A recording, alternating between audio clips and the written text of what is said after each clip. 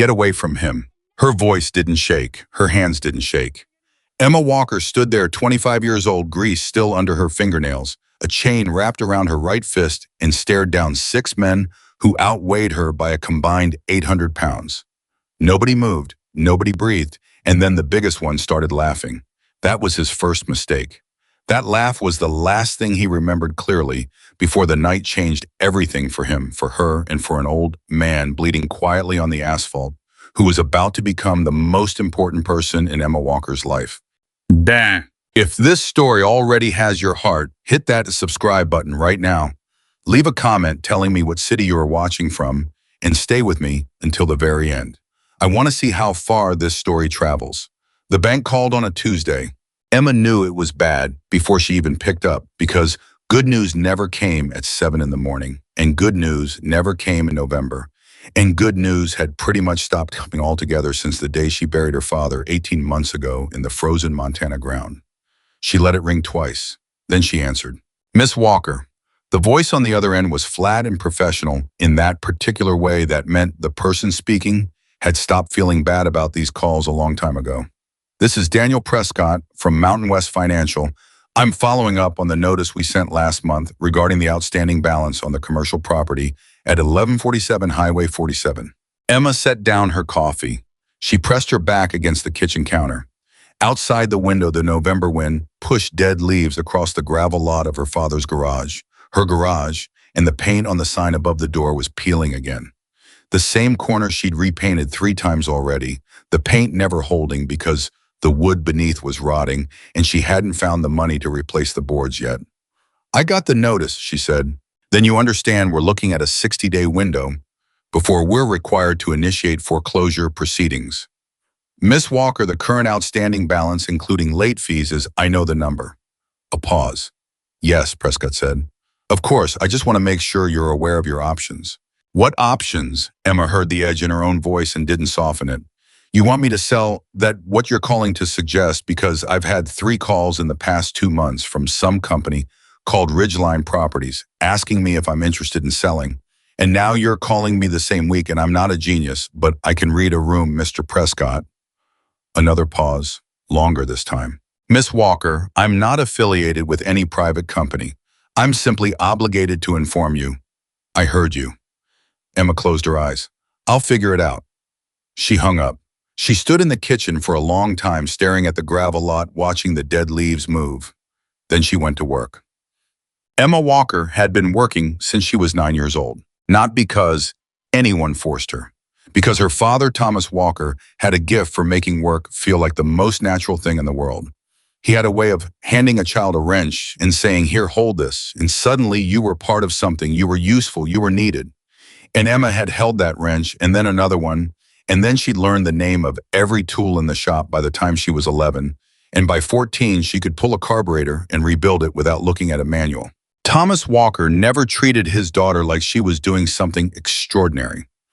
He treated her the same way he treated breathing, like it was simply what you did.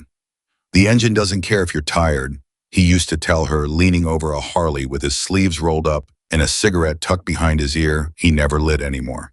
The engine doesn't care if you had a bad day. You show up, you listen, you figure out what it needs. That's it. That's the whole job. What if I can't figure it out?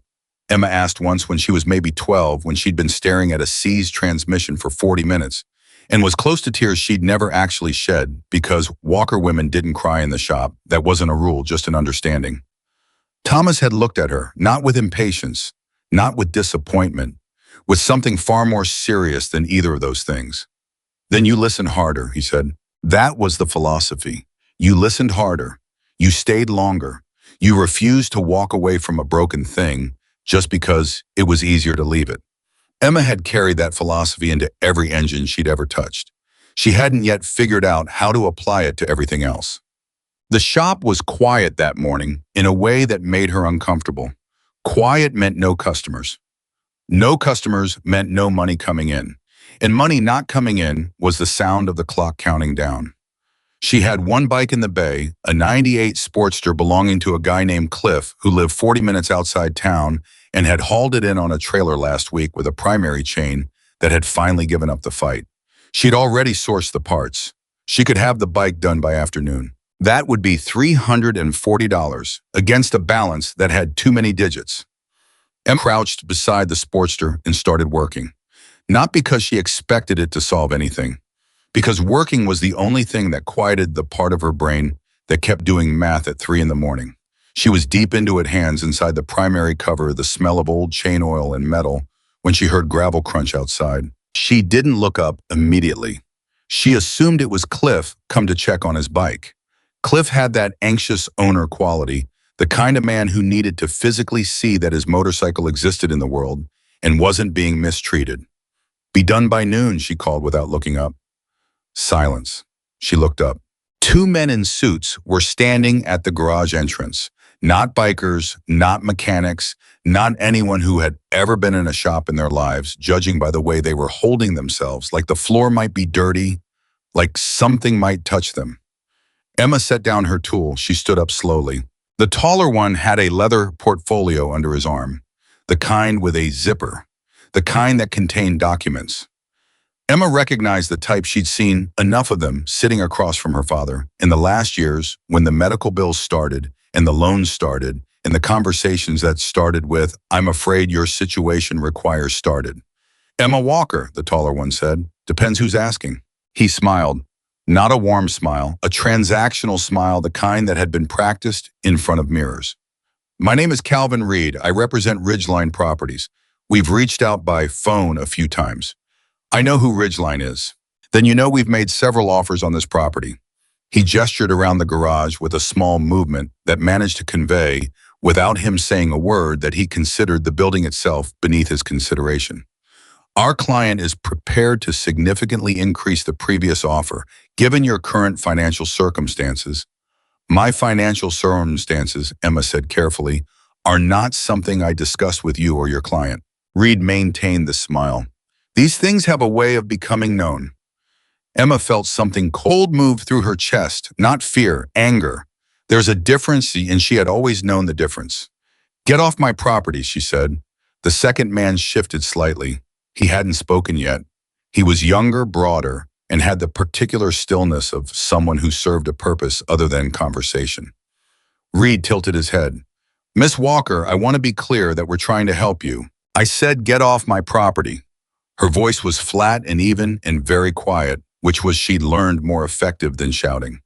"This is the only time I'm going to say it before I start making phone calls." Reed looked at her for a long moment. Then he pulled a business card from his jacket and set it on the workbench on top of a rag stained with chain oil, which she suspected bothered him more than he showed. "When you're ready to have a grown-up conversation," he said, "you know how to reach us." They left. Emma stood in the middle of the shop for a moment, listening to their footsteps on the gravel, listening to the car door close, listening to the engine start and the tires move away. Then she picked up the business card and studied it. Ridgeline Properties, Calvin Reed, Acquisitions Director. She put it in her back pocket. She went back to work on the Sportster, but her hands weren't as steady as they'd been before. The mechanic shop closed at 6. Emma stayed until 8 because there was always something else to do, and because the apartment above the garage was smaller and quieter than the shop, and quiet had become harder to be in lately. Inside the quiet, she heard her father's voice. She heard the phone ringing. She heard numbers. She drove to the gas station on Highway 47 because she needed a quart of oil and a cup of bad coffee, and because sometimes movement helped when thinking didn't. The gas station was the kind that looked like it had been forgotten by time, the kind with one working pump and a buzzing fluorescent sign, and a small attendance booth that smelled like burned coffee and motor oil and something indefinably old. Emma had stopped there 100 times. She knew the woman behind the counter, a retired school teacher named Vera, who read novels between customers and knew everyone within 20 miles by name. She didn't see Vera when she pulled in. What she saw was the cluster of men on the far side of the lot in the shadow beyond the pump lights. 6 of them. She heard the laughter first. There is a taxonomy of laughter. There is the kind that is warm and genuine and rises from actual happiness. There is the kind that is nervous, filling space that would otherwise be uncomfortable. There is the kind that is shared at someone else's expense, with the volume turned up for effect, designed to be heard by the person being laughed at. This was the third kind. Emma sat in her truck and looked. An older man was on the ground beside a motorcycle. Not unconscious, she could see him moving one arm, braced against the asphalt, trying to get up. The motorcycle beside him had gone down. She could see that much. The 6 men weren't helping him up. They were standing in a loose circle, and 2 of them were close to him, and the laughter wasn't stopping. Emma sat there for approximately 4 seconds. 4 seconds was long enough to do the math. 6 men, she was alone. This was none of her business. Stepping into this kind of situation was exactly the sort of thing her father had warned her about. In a general sense, the kind of warning that good people gave without expecting their children to find themselves sitting in a gas station lot at 8 o'clock on a November night while a circle of men laughed at an old man on the ground. During those 4 seconds, Emma did something else too. She heard the old man's voice through her truck window. She couldn't make out the words exactly, but she could hear the quality of it, steady and low and utterly without panic, the kind of voice that had faced things before and had come through them and was not planning to break out just because 6 younger men thought it was funny. Her father had that voice. Emma got out of the truck. She went to the maintenance bay beside the station, a small half-roof structure where they kept equipment, and she picked up a length of heavy chain that was hanging on a hook. It was the kind used for towing, about 4 feet, solid. She walked into the circle. She didn't run. She didn't announce herself. She didn't shout. She simply walked in, and the men noticed her, and the laughter stuttered and stopped, and one of them, the one closest to her, started to grin in the particular way that men grin when they think a situation is about to become entertaining in a different way. "Hey there, sweetheart." The chain swung and the grin went away. Emma didn't hit him hard. She didn't need to. The impact on his forearm, the arm he'd been reaching toward her, was enough to make him step back and make a sound that wasn't a laugh. The chain made a sound too, a flat, heavy sound that was unmistakably real. The other 5 went still. There is a particular moment in a confrontation, a window of about 3 to 5 seconds, where everyone recalibrates, where the script they were running gets interrupted, and everyone has to decide what the new script is. Emma had learned about that window from her father, who had learned about it from his father, and she had never been entirely sure why the Walker family kept accumulating this kind of knowledge, but she was grateful for it right now. She moved to the old man's side during those 3 seconds. Not behind him, beside him. She put her left hand under his arm. "Can you stand?" she said. He looked up at her. He had a face that had been through weather-deep lines, gray stubble eyes that were a dark and very steady blue. There was blood above his right eyebrow. Not much. Enough. "Working on it," he said. She helped him up. The 6 men had not left. The one she'd hit was holding his forearm and saying something to the one beside him, something quiet and angry. 2 of them had spread apart slightly, not running, not backing down, but repositioning. She'd seen that before. It was what happened right before a situation escalated. Emma stood beside the old man and looked at the one who appeared to be leading. I was maybe 35. He had the look of someone who had never seriously lost a fight and had therefore never seriously considered that he could. He looked at Emma with something that wasn't quite respect, but was related to it, the recalibrated assessment. The realization that what he'd thought was an easy evening had suddenly become complicated. "Walk away," Emma said. "Little girl," he started. "Don't." Her voice was still even, still quiet. "Walk away. Whatever this was, it's done. He doesn't have anything you want." "You don't know what he has," the man said. And that was interesting, because that wasn't what drunks said. That wasn't what random harassers said. That was something specific, something with a meaning attached to it that Emma didn't have the context for yet. She filed it away. "I know 6-on-1, and I know what that looks like, and I know you don't want to add a woman to the count," Emma said. "Think about the math."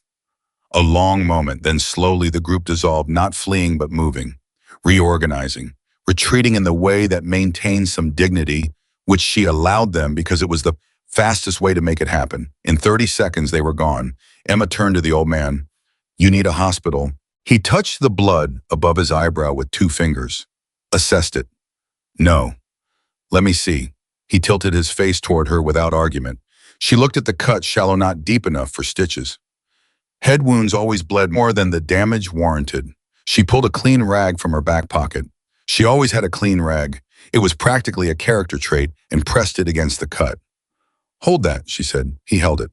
She walked to his motorcycle. It had gone down on the left side, the mirror was cracked, the left foot peg was bent inward, and there was a scrape along the engine case. She crouched beside it and looked more carefully. "Engine's okay," she said. "Frame looks straight. The foot peg I can fix in about 15 minutes with the right tool. Can you ride with a cracked mirror for tonight?" She heard him come to stand behind her. "You know motorcycles," he said. It wasn't a question. "I know this one," she said. "Panhead, late 60s. She looked up. "Where'd you find it?" Something shifted in his expression, not softening exactly. More like recognition, the look of someone who has just realized they're talking to a different kind of person than they initially assumed. "Belonged to my older brother," he said. "I've kept it running for 50 years. Emma stood up. She looked at the motorcycle again. She could see the care in it, the age managed, and respected the parts cleaned, even when they couldn't be new. Someone who loved this machine without lying to himself about what it was. "I'm Emma Walker," she said. "Jack Sullivan," the old man said. He held out his hand. She shook it. Neither of them knew in that moment what those two words were worth. Neither of them knew that this handshake in this gas station lot on this freezing November night was the first moment of something that would change both their lives permanently. They just stood there in the dark beside a 50-year-old motorcycle and introduced themselves. Vera from the gas station came out. Eventually, she'd been in the back, hadn't heard what happened, and she called the police as a formality, and the police came and took a report and left, which was roughly what police did in rural Montana on a Tuesday night when nobody was dead and the witnesses were limited. Emma stayed. She didn't really plan to. She meant to give the old man her assessment of his bike, make sure he had a safe way home, and drive back to the garage. That was the plan. But Jack Sullivan leaned against his panhead and said almost conversationally, "Do you always walk into circles of 6 men with a chain, or was tonight special?" Emma glanced at him. "The chain was handy." A pause. "The way you moved, you've had some training. My father, he believed in knowing how to take care of yourself." "Smart man." "He was." Jack heard the tense. He didn't comment on it, which was, Emma thought, exactly the right response. "What's your garage?" he asked. "Walker's, on 47. Jack went quiet. She didn't know what that meant. She didn't know him well enough yet to read his silences. "I know the place," he said finally. "Your father was Tom Walker." She looked at him sharply. "You knew him by reputation." Jack's expression was careful. "He was known as a good man, an honest mechanic." "He was." Another silence. "I heard he passed," Jack said. "I'm sorry." Emma nodded. She didn't say anything. There wasn't anything to say that she hadn't already said in her head 1,000 times and found insufficient. "What's happening with the shop?" Jack asked. "Why?" He looked at her steadily. "Not aggressive, just direct. Because you came out of that shop tonight to help a stranger in a parking lot, and people who do things like that usually have a reason. And the reason is usually that they have something worth protecting." Emma stared at him. She had not expected that from a man she'd met 12 minutes ago in a gas station parking lot who was still holding a bloody rag to his head. "The bank is about 60 days from taking it," she said.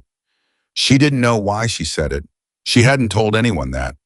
And a company called Ridgeline Properties has been sniffing around. 2 of their guys showed up at the shop this morning. Jack's expression didn't change, but something behind his eyes did. Something quieted and sharpened at the same time in a way she couldn't quite name. "Ridgeline," he said, "you know them." A pause that lasted exactly 1 beat too long. "I know the name," he said. He rode with her back to the garage. She wasn't comfortable letting him ride alone with the cracked mirror and the bent foot peg and possible concussion. She couldn't rule out, and she fixed the foot peg in the bay while he sat on a stool and drank bad coffee from the machine in the corner that she'd been meaning to replace for 2 years. I didn't talk much while she worked, but he watched the way she worked, and she could feel the attention without being bothered by it, because it was the attention of someone who understood the work and was watching with genuine interest rather than judgment. "You were trained right," he said when she set the foot peg and checked the alignment. "I know," she said simply. He smiled at that, the first actual smile she'd seen from him. It changed his face considerably. "There aren't many people who can say that about this kind of work and not be lying," he said. "My father spent 17 years making sure I wasn't lying." She wiped her hands. "What were those men after?" The smile faded slightly. "Let's call it a misunderstanding that got physical," Jack said. You said they have something you want. I said, he paused. That's what I said. No. She turned and looked at him directly. That's what he said. He said you have something he wants. I'm asking if that's true. A long pause. Jack Sullivan looked at Emma Walker, 25 years old, blonde hair, grease on her hands, and a way of looking at him that didn't blink, and something in his face went through a shift that took several seconds and ended somewhere she hadn't expected. You're very observant for someone who just met me, he said. I work on engines, Emma said. You learn to hear what's actually making the noise, not what you think is making the noise. Jack was quiet for a moment. Get some sleep, he said, or I'll be back in the morning. Why, because I want to talk to you about something. He stood up from the stool. And because I think you might be in more trouble than you know. Emma watched him walk to the panhead. More trouble than I know, she repeated. That's not specific. Tomorrow, he said. He kicked the bike to life, the engine catching on the first try sound, and solid the way an engine that had been loved properly for 50 years should sound. Don't call Ridgeline back. And he rode out of her lot before she could answer. Dumb. She lay awake for 3 hours, not because she was frightened. Emma Walker didn't operate primarily in fear. She operated in questions, and tonight had generated more of them than she had answers for. Who was Jack Sullivan really? Why had the name Ridgeline made his eyes change? What did those men want that they thought he had? Why did he say you might be in more trouble than you know not? I think there might be some trouble, but more trouble than, like he had information she didn't have access to yet. She thought about Ridgeline Properties. She thought about Calvin Reed's transactional smile and the way he'd said these things have a way of becoming known when she pointed out that her financial situation was private. She thought about the bank calling at 7 in the morning. She thought about the timing. She got up at 2 a.m. and went to the small desk where she kept the shop paperwork, and she found the file on the property, the legal description of the land, the title documents, the survey that had been done when her father bought the place 30 years ago. She spread them on the desk and looked at them. She didn't know exactly what she was looking for, but she'd learned from her father that when something feels wrong, you don't dismiss the feeling. You listen harder. You look at the thing from a different angle. You find the part that isn't working, and you trace it back to the reason it isn't working, and you fix the reason, not just the symptom. She fell asleep at the desk with the papers spread in front of her and her cheek on the survey map. In the morning, Jack Sullivan came back, and he didn't come alone. Emma heard them before she saw them. Not the thunder of a single engine this time, a sound that was broader, multiple bikes. The kind of sound that changes the air in a way you feel in your chest before your brain catches up. She was in the shop already working. She'd been up since 5 despite the terrible sleep, when the sound grew from a distant vibration to something immediate and present. She stepped to the garage door. 4 motorcycles pulled into the lot. Jack was on the panhead. Behind him, 3 other men rode machines that were older and well-kept and wore their age-like credentials rather than apologies. The riders were older too, not young men, playing at something, but men in their 60s who had arrived at the way they looked and the way they moved through a lifetime of specific choices. They parked in a loose row. They got off their bikes. Emma stood in the garage doorway and looked at them, and she did the thing her father had taught her to do with engines and had neglected to tell her also applied to people she listened.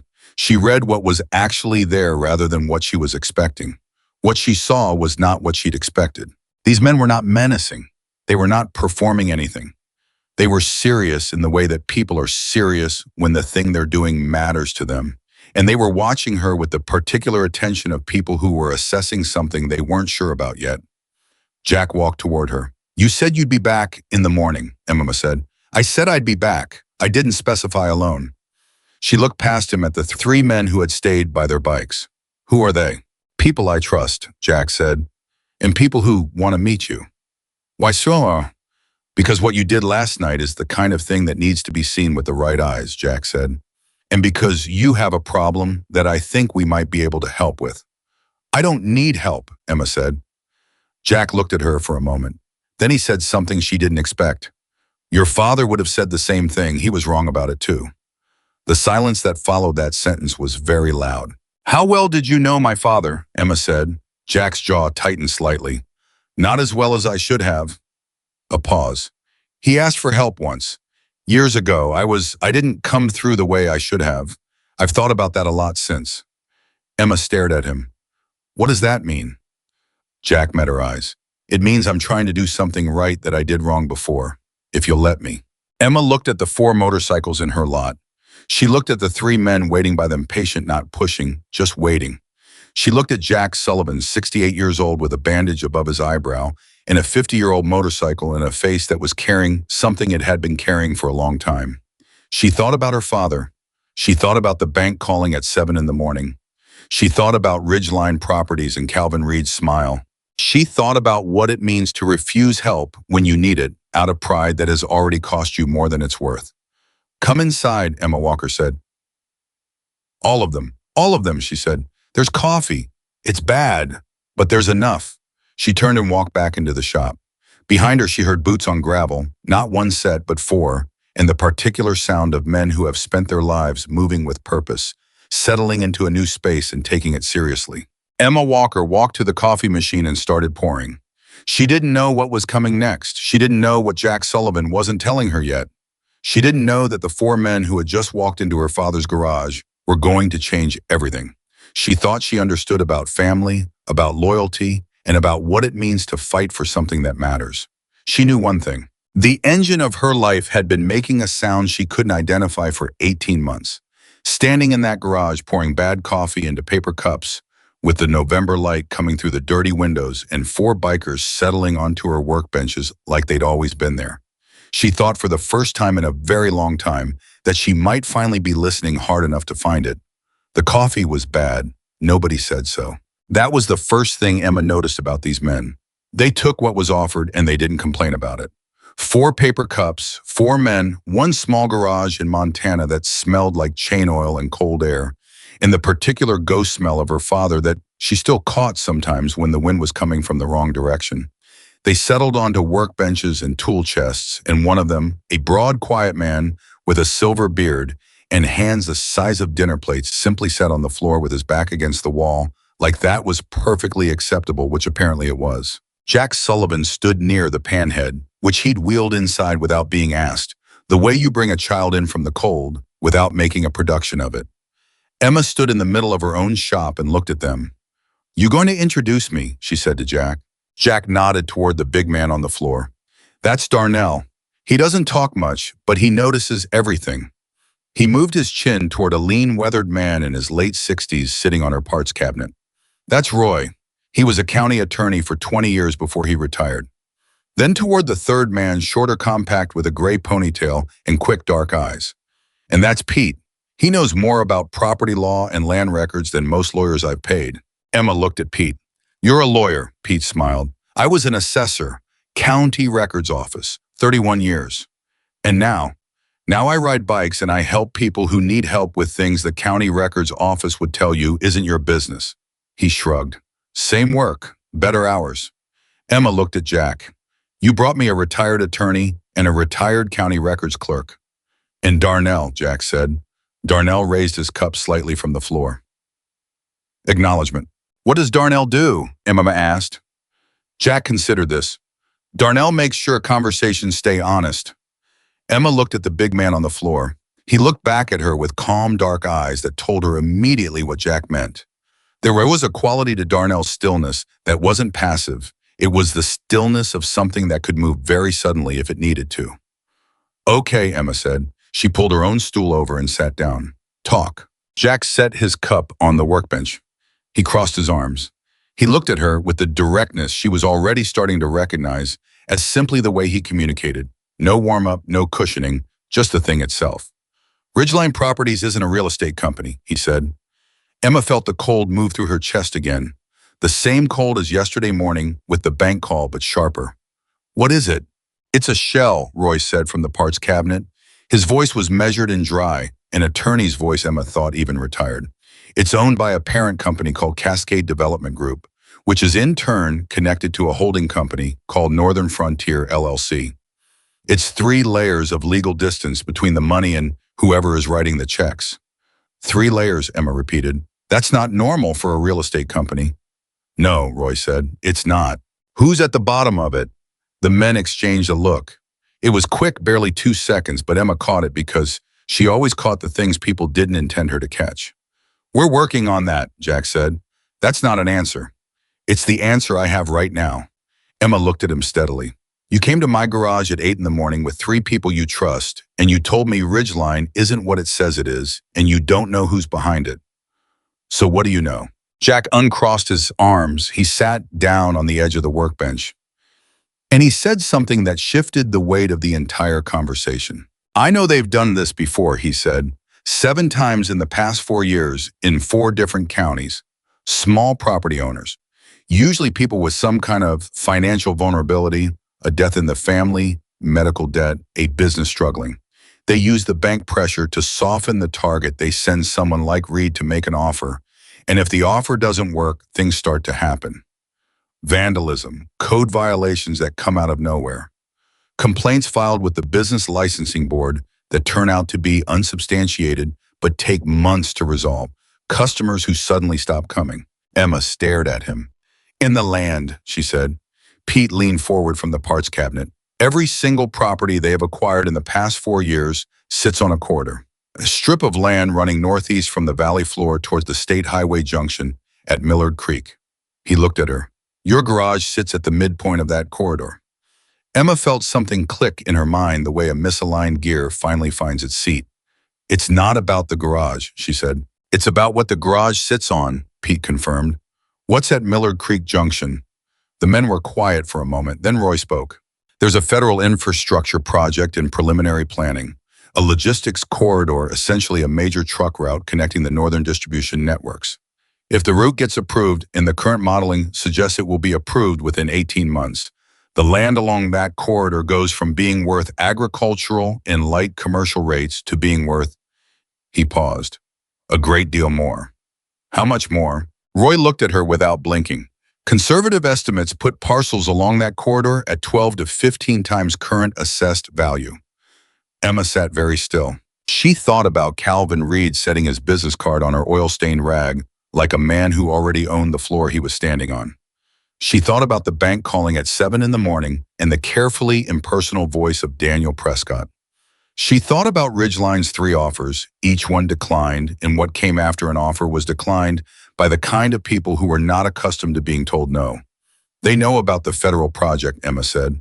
They knew about it before most people in the county did, Jack said. That's the part that's worth paying attention to. That kind of information doesn't leak from federal planning offices without someone facilitating the leak. Someone with connections, Roy said quietly. Emma looked at Jack. You said last night you knew the name Ridgeline. What did you mean by that? The room went very slightly quieter. Darnell shifted against the wall. Not much, just enough. Jack looked at her. He had that quality again, the thing she'd noticed in the parking lot when the men were around him, and his voice didn't break. But now it was turned inward like he was managing something inside himself that required the same steadiness. There's something I need to tell you, he said. I should have told you last night. Tell me now.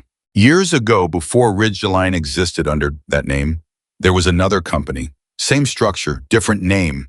They operated in this region. I had a business partner at the time. He stopped. A man I trusted.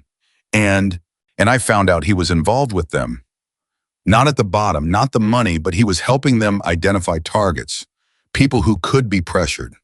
Jack's voice was level, but Emma could hear what was underneath it, the way she heard a knock in an engine under regular operation. The thing that didn't belong, that indicated something wearing down. I confronted him. He denied it. We split. A pause. 3 months later, the woman he'd identified as a target lost her property. She was 62 years old and she'd run a small horse ranch for 30 years. She lost everything. Emma was quiet. You knew it was coming and you couldn't stop it, she said. I didn't know it was that close, Jack said. I thought I had more time to figure out the proof. I didn't. He looked at Emma directly. That woman was someone I cared about, not, he stopped. She was a friend. She was the kind of person who didn't deserve what happened to her. And I spent 3 years telling myself there was nothing I could do differently, and I spent 3 more years knowing that was a lie. The garage was very quiet. Emma looked at her hands. Then she looked up at Jack. And now they're coming after my garage. Yes. And you're here because of her, because you didn't stop it for her. Jack held her gaze. I'm here because you stepped into a circle of 6 men for a stranger. And because I'm not going to stand on the outside of another circle again. Emma sat with that for a moment. It landed somewhere inside her that she didn't have a name for yet. Then she said very practically, "What do we do?" And Roy smiled for the first time. That, he said, is exactly the right question. They stayed in the garage for 3 hours that morning, and by the end of it, Emma's understanding of her own situation had been reconstructed entirely. Pete laid out what he knew about the property corridor from public records. Roy explained the legal mechanisms Ridgeline was likely to use, the code violation strategy, the complaint filings, the ways that legitimate legal processes could be weaponized by people with patience and money and no particular interest in being fair. Emma listened to all of it with the focus she gave to complex engine problems, and she asked questions when she needed to, and she didn't pretend to understand something she didn't. The core of their strategy, Roy said near the end, is isolation. They want you making decisions alone, without resources, without information, without anyone who understands what's happening. That's how they move these things forward. One isolated person against a well-funded organization with legal cover. So the counter strategy, Emma said, is the opposite. Yes, Roy said. We build something they can't isolate, Emma said. She wasn't asking anymore. We find who else they've done this to. We find the pattern. We document it. She looked at Pete. If there are public records that show the corridor acquisition pattern. There are, Pete said. They're not labeled as such. You have to know what you're looking at, but they're there. Can we put together documentation that shows the connection between all 7 properties? I've already started, Pete said. He pulled a folded set of papers from inside his jacket, set them on the workbench. Emma unfolded them. She looked at the timeline, the addresses, the names of the former owners. 7 properties, 7 people, 7 situations that looked on the surface like ordinary financial difficulty and underneath like something that had been arranged. She looked at the 7th name on the list, Thomas Walker, 1147 Highway 47, her father's name, her father's address. This already has my father on it, Emma said. The room went very still. They started building the file on this property 2 years before your father died, Pete said quietly. They were watching the financial situation. They knew about the medical bills. They were waiting. Emma stared at the paper. Her father had been sick for almost 3 years before he died. 3 years of medical bills that had stacked up into a wall. She had assumed the financial trouble was simply the consequence of illness of time, away from the shop of a man running out of strength before his business ran out of debt. She had not considered, not once, that someone might have been watching, waiting, possibly even helping the pressure build. Did they do anything to accelerate it? Her voice came out even. She was surprised. The financial pressure on my father, did they do anything active? Roy and Pete exchanged the look again. There are 2 complaints filed against this property with the Business Licensing Board in the 18 months before your father's death, Roy said. Both were found to be unsubstantiated. Both were filed anonymously. Both appear in retrospect to follow a pattern we've seen at 3 of the other properties. Emma set the paper down on the workbench. She put both hands flat on the surface. She breathed. She did not lose control, because losing control was not something she had the luxury of doing, but she felt the thing that needed to happen, the thing that had been building since November in the kitchen with the bad coffee and the bank call, and she let it move through her without following it anywhere, the way her father had taught her to let a backfire happen and not jerk the throttle in response. When she looked up, all 4 men were watching her. Not with pity, not with that particular discomfort people feel when someone is close to an emotion they're not sure how to manage. With attention, with the same focus she'd felt from Jack in the parking lot when she was fixing his foot peg. All right, she said, just that, all right. Darnell from the floor said the second thing he'd said all morning. She's in. Jack looked at Emma. Something in his face shifted, something that had been held tightly released slightly, the way a bearing sounds different when the pressure's adjusted correctly. I want to be clear about what this means, he said. If we move forward, they will notice. They will push back. What happened last night in the parking lot? He paused. That was a message, not to me specifically, a general message to anyone in my circle that they're done being patient. They attacked an old man at a gas station to send a message, Emma said flatly. That's how they operate when the money stops working, Jack said. Yes. Then they've already made their choice about what kind of fight this is, Emma said. I didn't start it, but I'm not going to stand inside the garage and wait for them to make the next move. She looked around at the four men. Are you in? Roy raised his paper cup. Already am. Pete folded his documents back into his jacket. I've been in since Pete started pulling those records. Didn't think it through until last night, but yes. Darnell stood up from the floor. He was very large when he stood up. In, he said simply. Jack looked at Emma for a moment, and then he said something she didn't expect. There are others, he said. Men I ride with. Men I've known for a long time. Some of them are retired. Some of them have skills you wouldn't necessarily associate with motorcycle riders. A pause. If you're willing to meet them. Emma thought about what she knew about the Hells Angels. She thought about what the general public knew about the Hells Angels and how it compared to what she'd seen in the last 3 hours. A retired county attorney, a former records clerk, a man who'd spent 30 years observing county property transactions, and an old biker who had come to her shop at 8 in the morning carrying guilt about a woman who'd lost a horse ranch. When she said, "Tonight," Jack said, "if you're ready, we're to about 12 miles east. There's a property. It's been a workshop and gathering space for our chapter for about 30 years. He looked at her with that direct steadiness. Nobody's going to ask you to be anything other than what you are. A mechanic who knows her business and understands what's happening to her property. That's enough. Emma nodded once. Tonight, she said. Then she picked up a wrench and went back to work on Cliff's Sportster because the bike wasn't going to fix itself, and she still had to eat, and the men in her garage seemed to understand instinctively that this was not a dismissal, but simply the way Emma Walker moved through the world, one thing at a time in the right order, without wasting motion. Roy put down his paper cup. Pete folded his papers. Darnell walked to the bay and crouched beside the Sportster and looked at the engine with the expression of a man who knew engines. Primary chain tension's a hair tight, he said. Emma looked at him. I was going to get to that. Said Darnell. And he stayed crouched there, not touching anything, just looking in the way of a man who understood the difference between helping and interfering. Jack stood at the garage door for a moment. Emma, she looked up. Last night you said your father taught you that the engine doesn't care if you're tired. He paused. Where'd you hear that? You didn't mention it. I didn't say that last night, Emma said. Jack went quiet. My father used to say that, Emma said, but I didn't tell you that. How do you know that? The garage went very still again. Jack looked at her for a long moment. His jaw worked slightly. Not nervousness, something else, something Emma couldn't name but didn't like. I told you I knew your father by reputation, he said carefully. You told me that, yes. I knew him better than that, Jack said. I should have been honest about it last night. I'm sorry. Emma set down the wrench. How well, she said. We rode together for 2 seasons about 15 years ago, before he got sick, before the shop started struggling.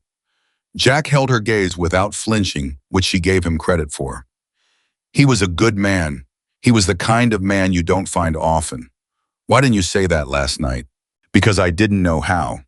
He said it simply and without excuse.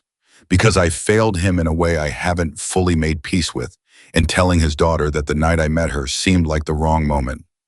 Emma felt the cold move through her again, but differently this time. Not fear, not anger, something that was both and neither. What way did you fail him? She said. Jack looked at her. He called me, he said, about 2.5 years ago, before the complaints were filed.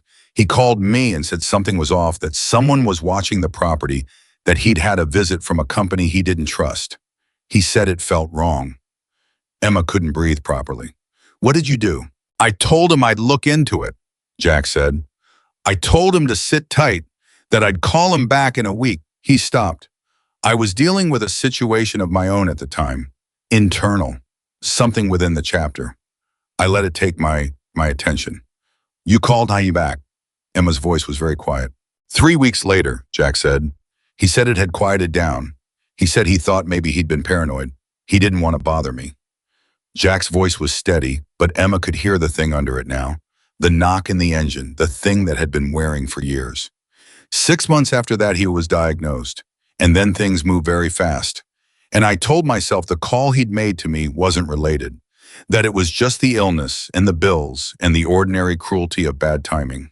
But it wasn't, Emma said. No, Jack said. I don't think it was.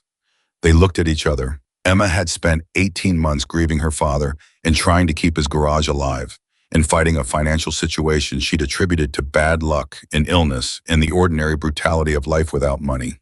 She had not allowed herself to look for another explanation because looking for another explanation required having the capacity to handle what you might find. She had that capacity now. She wasn't sure if that was strength or anger, or simply the peculiar clarity that comes when you've been carrying a weight long enough that your muscles have adjusted.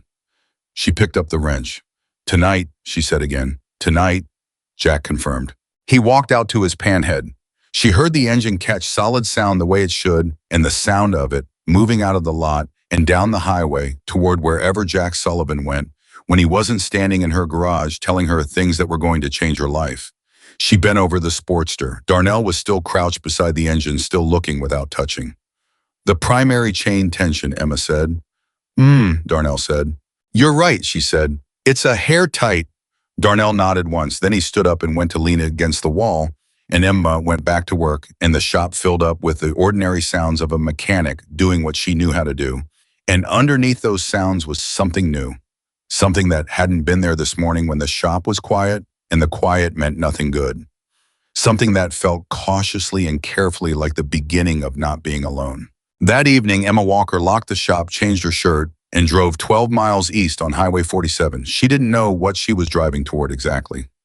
She knew what she was driving away from: the silence, the debt, the feeling of walls that had been built without her knowing and were now close enough to touch. She pulled up to a large property set back from the road behind a stand of trees. She could see lights inside a long, low building, could hear voices, could hear music coming from somewhere inside Old Blues. She thought the kind her father had played in the shop on Sunday mornings. She sat in the truck for a moment. She thought about her sister standing on the phone 2.5 years ago, calling a man he trusted, describing a feeling that something was wrong. Being told to sit tight, sitting tight, telling himself it was fine. She thought about Thomas Walker working in this shop for 30 years and being watched without knowing it and never calling Jack back because he didn't want to be a bother. Emma Walker got out of the truck. She walked to the door of the building and she knocked, and the door opened, and she saw what was on the other side. Not what she'd expected. Something more complicated and more ordinary than what she'd expected, and more interesting for being both. She stepped inside. Whatever was going to happen next, she was going to face it with her eyes open and her hands steady, and the full weight of what she now understood pressing against her back like something that had turned from burden to fuel. She was done sitting tight. The inside of that building changed something in Emma Walker that she couldn't fully explain until much later. She'd walked in expecting leather and darkness and the particular atmosphere of men who wanted to be feared. What she found instead was a long, warm space full of older men, arguing about a carburetor, rebuild a card game that appeared to have been going on for several days, judging by the coffee cups and blues music from a speaker that had seen better decades. Someone had hung a child's drawing on the wall near the back crayon, a motorcycle, a stick figure rider, the words "my grandpa" in unsteady letters. Jack was waiting near the door. He didn't say anything. He just watched her take it in. "Not what you pictured," he said finally. "No," Emma said honestly. "People rarely picture it right." He didn't sound bitter about it, just accurate. He introduced her around the room.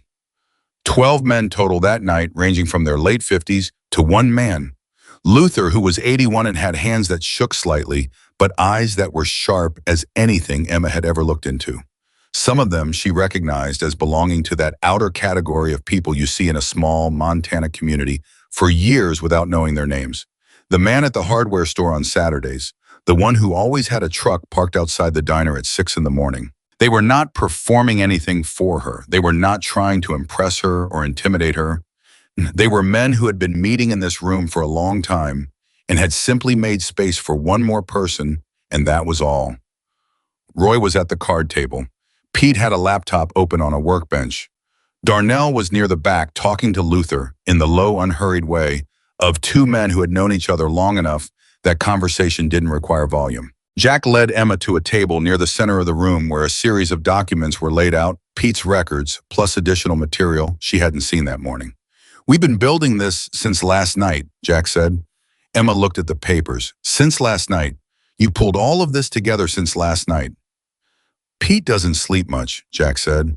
And when Pete doesn't sleep, he works. Pete looked up from the laptop without apology. Retired doesn't mean stopped, he said. Emma sat down and started reading. The room moved around her, and she let it the way she let the sounds of the shop move around her when she was deep in a problem-present, but not intrusive background, rather than distraction. The picture that emerged from the documents was both clearer and more frightening than what she'd understood that morning. 7 properties, yes. But Pete had found 3 additional parcels that had changed hands in ways that looked on the surface like voluntary sales at fair market value and looked underneath the surface like something else entirely when you mapped the timeline of events preceding each sale. Financial pressure, regulatory interference, social pressure. In the 2 cases, Pete had found records suggesting that Ridgeline-connected individuals had directly contacted the business's primary clients and vendors before the sale. They went after people's customers, Emma said. In 2 cases, yes, Pete said. Nothing provable on the surface, just a phone call here, a conversation there, someone deciding to take their business elsewhere. Emma thought about her own customers, the ones who'd been coming to the shop for years because her father had taken care of them because they trusted the Walker name. She thought about what it would mean if those calls started happening. Then she thought about something else. Clifford, she said. What? Jack said. A customer. He dropped off a bike last week. He called me yesterday to check on it, but he called twice. He never calls twice. She looked up. He said someone had contacted him, said the shop might be closing, asked if he knew anywhere else to take his bike. The room was very quiet. It's already started, Roy said. How long ago did they make their decision to move forward? Emma asked, and the question was directed at the room generally because she was beginning to understand that the room was a collective thing, that information and judgment were distributed across these men in a way that made the sum greater than the parts. Our best estimate, Roy said, is that they moved from passive monitoring to active pressure about 6 weeks ago. That's consistent with the timing of the Federal Corridor announcement moving from internal planning to external review stages. Once that announcement became semi-public, the acquisition timeline accelerated. 6 weeks, Emma said. The bank called me the first time 8 weeks ago. Which means they moved faster than usual, Pete said. He looked at Roy. That's different from the other cases. They're running out of time, Roy said. The corridor approval will be public knowledge within a year. After that, property values shift and their window closes. Emma absorbed this. Then she said, so they're not going to stop at phone calls? No, Jack said, they're not. He said it without softening it, which she appreciated. She looked at him across the table. What's the next move theirs? Vandalism is usually next, Roy said. Something that looks random, then a code violation complaint, something specific enough to require a response, vague enough to be difficult to disprove quickly. The goal is to tie you up in process while the financial pressure keeps building. Emma nodded slowly. She was filing each piece into a structure the way she'd file a diagnosis, working from symptom back to cause. Then she said, I want to see the motorcycles. Jack frowned slightly. What motorcycles? The ones those men were riding last night. The 6 who attacked you. She looked at him steadily. Where are they now? I don't know exactly. The attack wasn't random, Emma said. You know that. They were there because they knew you'd be there, and they were sending a message like you said, but messages have senders, and senders leave traces. She paused. What kind of bikes were they on? Jack thought about it. 3 sport bikes, 2 older cruisers, 1 truck. Montana plates. The truck had Montana plates. I wasn't close enough to see the sport bikes. Emma looked at Pete. If those bikes are registered in this state, and if we have partial descriptions, it's not a direct line, Pete said, but he was already looking interested. But plates and registrations are public record with proper request channels. If we have enough identifying information, we can find the truck, at least, Emma said. And if we find the truck, we find a name, and a name gives us a connection. Roy was looking at her with the expression of a man recalculating something. That's not a bad thread to pull, he said. It's what I do, Emma said simply. You find the thing that doesn't fit, and you trace it back to the source. The night went long. Emma stayed until nearly midnight, working through the documents with Pete, helping Roy organize the evidence into a framework that might be useful beyond their table, something a journalist could follow, or a state attorney's office, if it came to that. The other men moved in and out of the conversation. Luther sat near Emma for a long time, not saying much, listening with the focused attention of someone archiving everything he heard. At one point, he put his hand on her arm, the shaking hand gentle and dry, and said, "Your father came here once, years ago. He sat right about where you're sitting." Emma looked at him. "Why, Jack brought him. Same reason Jack brought you." Luther smiled, and the smile had decades in it. He was being pushed on something and didn't know the whole shape of it yet. Jack wanted him to understand the shape before he made any decisions. "What happened?" Luther looked at her steadily. The pressure stopped. At the time. His eyes moved briefly to Jack across the room, then back to Emma. And then it started again later, when your father was sick and couldn't fight back the same way. Emma sat with that for a moment. The room moved around her. The blues music shifted to something older, something slower. "They waited until he was weak," she said. "Yes," Luther said. "And when I took over the shop, they waited to see if I'd be weaker." Luther didn't answer. He didn't need to. Emma felt something solidify inside her. Not rage was imprecise, and she had no use for imprecision. Something colder and more specific.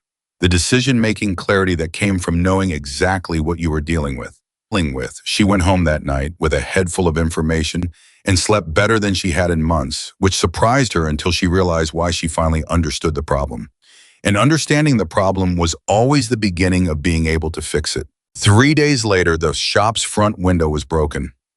She found it at 5:30 in the morning, a clean break. Something thrown with force. Nothing taken. Nothing damaged inside. Just the window and a message that needed no words. Emma stood outside and looked at the break for a moment. Then she went inside, called her insurance company, called the police, filed both reports with methodical calm, and photographed everything before she touched it. Then she cleaned it up and kept working. That afternoon, Cliff called to say he was picking up his Sportster. Emma had it ready. She'd also knocked $40 off the bill without mentioning it. When Cliff came in, he was visibly uncomfortable. The look of a man who had been talked to about something and hadn't liked himself for listening to it. "I heard the shop might be having some trouble," he said, not quite meeting her eyes. "Someone broke the front window this morning," Emma said. "Insurance is handling it. Bike's done. Primary chain set correctly. I also adjusted your clutch cable. It was pulling about 15% too heavy. No charge for that." Cliff looked at the Sportster. Then he looked at Emma. "I'm not taking my business elsewhere," he said abruptly. "Whoever called me, they don't know what they're talking about.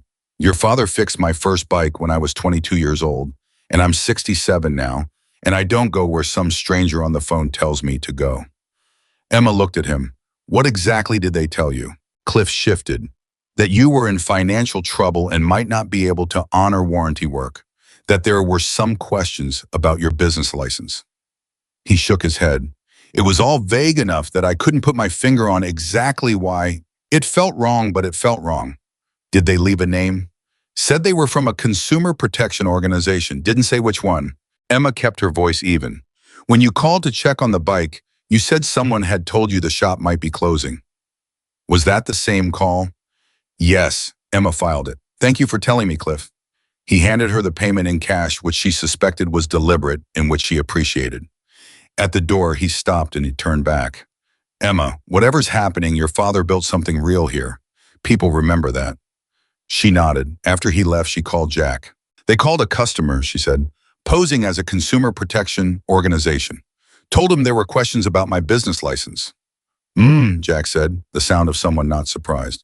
"Roy said code violations were next. What if the business license complaint is the same strategy?" "It probably is," Jack said. "Have you had any inspections recently?" "No," she paused, "but I have one scheduled." "When?" 2 weeks ago, I got a notice for a routine fire safety inspection. It's been on my calendar." A pause. "Emma," Jack said, "when did you schedule that inspection?" "I didn't. It came in the mail. I assumed it was routine." A longer pause. "It's not routine," Jack said. Emma understood immediately. "They filed something, and now there's an inspection, and they know exactly what they want the inspector to find. Or what they're going to tell the inspector to look for," Jack said. Or who the inspector is," Emma finished. She felt the shape of it then, not just the pressure and the isolation and the financial squeezing, but the machinery underneath it, the interconnection between the parts. The way the bank call and the visits and the broken window and the customer calls and now the inspection all fit together in a sequence that was not accidental and was not random and had been running for years on targets who didn't have the information to see it as a system. Her father hadn't known it was a system. He'd seen individual pressures and fought them individually and been worn down. I need to find out who filed the complaint that triggered the inspection, Emma said. That's a public record, right? With the right request, yes, Jack said. Pete can... I'll do it myself, Emma said. I need to understand the whole chain, not just be handed pieces. She thought for a moment. Jack, the men at the gas station, the truck. Did you get any part of the plate? Jack went quiet. Then first three characters, N7R. That's enough, Emma said. I'll call Pete. She hung up and immediately called Pete. Pete was quiet for a moment after she gave him the plate fragment. That's going to take me a day, maybe two. I know. While you're doing that, I need you to pull the business license complaint records for this shop. Anything filed in the past 60 days. Already working on it, Pete said. I started pulling those yesterday. A pause. Emma, there are two complaints, filed 10 days apart, soon. Both from the same general source. The filings use slightly different names, but the contact information traces back to the same address. Emma closed her eyes for 1 second. What address? A UPS store in Billings, a pause. It's a mailbox rental, completely anonymous unless you dig further. Can you dig further? I'm Pete, he said simply. After she hung up, Emma stood in the shop for a moment. Then she walked to the broken window, the new plywood she'd put up as a temporary fix, and put her hand against it. The wood was cold. She thought about her chair. They're standing somewhere in the same shop, feeling the same walls closing in, calling Jack, being told to sit tight. Not wanting to be a bother. Emma Walker had never in her life not wanted to be a bother when something needed to be done. She took her hand off the plywood and went back to work. The next day, Pete called her at 7 in the morning. The truck, he said. N7R, I found it. It's registered to a company called High Country Transport, LLC. Billings address. When I run High Country Transport, a pause that was not quite theatrical but close to it. It's owned by the same holding structure as Ridgeline Properties. 2 layers up. Emma set down her coffee cup very carefully. The men who attacked Jack were connected to Ridgeline. To the same money, yes. That's not a warning, Emma said. That's an operation. They're not just pressuring property owners. They're using intimidation on anyone who might help those property owners. Which means they know who Jack is to you, Pete said. They knew who he was before the parking lot, Emma said. Which means they were watching him. Which means she stopped. Something was moving in her mind, something connecting. What? Pete said. Jack said the attack was a message, that they were done being patient. But it happened the same night I refused Reed's second visit, the same day. She thought carefully. Pete, how fast could they have connected me to Jack after that morning? A pause.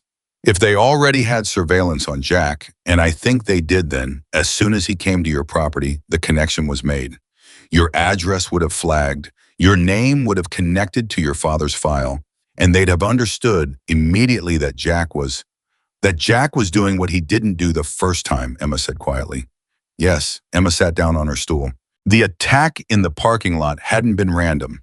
It hadn't been a warning to Jack alone. It had been an attempt to stop something before it started to break the connection between Jack and Emma, before it could become something they couldn't manage. They'd been too late, but they didn't know that yet. Pete, Emma said, the truck registration, High Country Transport. Can we trace the individuals who operate it? Working on it. Give me another day. I also need to know who my fire inspector is. Why, Bo? Because if they have a connection to the inspector, I want to know before he walks in my door. And if they don't, I want to meet him as a person first, before anyone gets a chance to talk to him. Pete was quiet for a moment.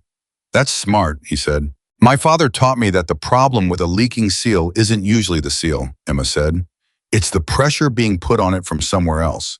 Fix the seal and the pressure breaks it again. You have to find what's causing the pressure. I understand, Pete said. I think you do, Emma said, and she hung up. The fire inspection was scheduled for the following Thursday. That gave Emma 6 days. She used 5 of them to do something she hadn't expected to do. She went to see the other owners. The 6 families from Pete's list whose properties had already been acquired. 3 of them had left the area, 2 had stayed. The first was a man named Gerald Hatch, 69, who'd run a small equipment rental company on a parcel 2 miles south of Emma's garage. He'd sold to Ridgeline 22 months ago. He lived now in a rental house in town, and when Emma knocked on his door and explained who she was and why she'd come, he was quiet for a long time before he let her in. They made it feel inevitable, he told her, sitting at a kitchen table that was too small for the man who was sitting at it, a man who'd been built for wide spaces and had ended up in a rental. Like there was no other option. The bills, the inspection that found the electrical issue, but the 2 customers who pulled their accounts in the same week. He shook his head. Each thing by itself I could explain. All of them together, I still couldn't see it as connected. Not then. Would you talk about it, Emma said, on record, with a name attached. Gerald looked at her for a long moment. What good would it do? I don't know yet, Emma said honestly, but I know that isolated stories stay isolated. Connected stories become something else. Who's asking for the connection? I am, Emma said, and some people who know more than I do about how this works. She paused. And eventually, if we do this right, someone with a press badge.